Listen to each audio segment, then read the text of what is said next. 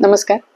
शब्दातील मी या माझ्या यूट्यूब चॅनलमध्ये आणि मनेश्वराच्या या माझ्या कविता संग्रहामध्ये मी डॉक्टर अर्चना आपलं मनापासून स्वागत करते. आजची कविता ही अश्रूंविषयी लिहिली आहे. जेव्हा तिच्या डोळ्यात अश्रू तो पाहतो तेव्हा त्याच्या काय भावना निर्माण होतात ते मी आज शब्दात मांडण्याचा प्रयत्न केला आहे. चला तर मग पाहूया आजची कविता अश्रू. तू जेव्हा रडतेस ना ग, तेव्हा माझ्या मनात हजारो वेदना जाग्या होतात. तू जेव्हा रडतेस ना ग, तेव्हा माझ्या मनात हजारो वेदना जाग्या होतात. तुझ्या डोळ्यातलं पाणी पाहून माझे डोळे नकळत भरून येतात. तुझ्या डोळ्यातलं पाणी पाहून माझे डोळे नकळत भरून येतात. तुझ्या डोळ्यात अश्रू पाहतो तेव्हा मन माझे नकळत हरवतं. तुझ्या डोळ्यात अश्रू पाहतो तेव्हा मन माझं नकळत हरवतं.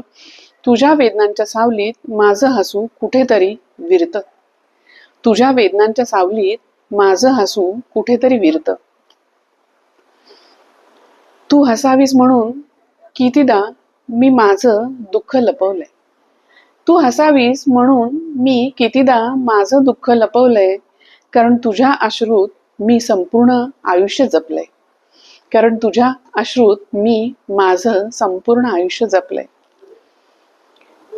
तुझे डोळे ओले झाले की मन आभाळासारखं भरून येतं.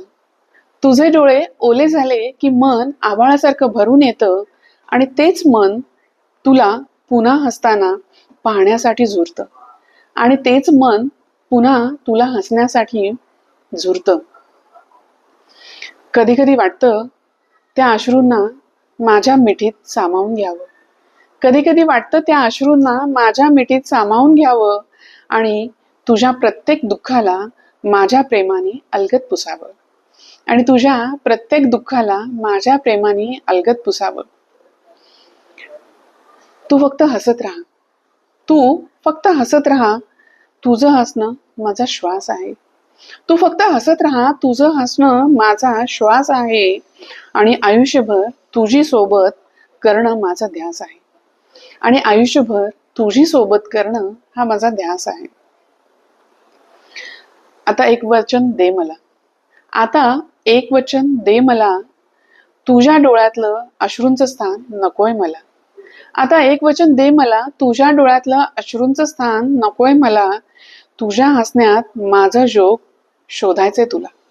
तुझ्या हसण्यात माझं जग शोधायचंय तुला.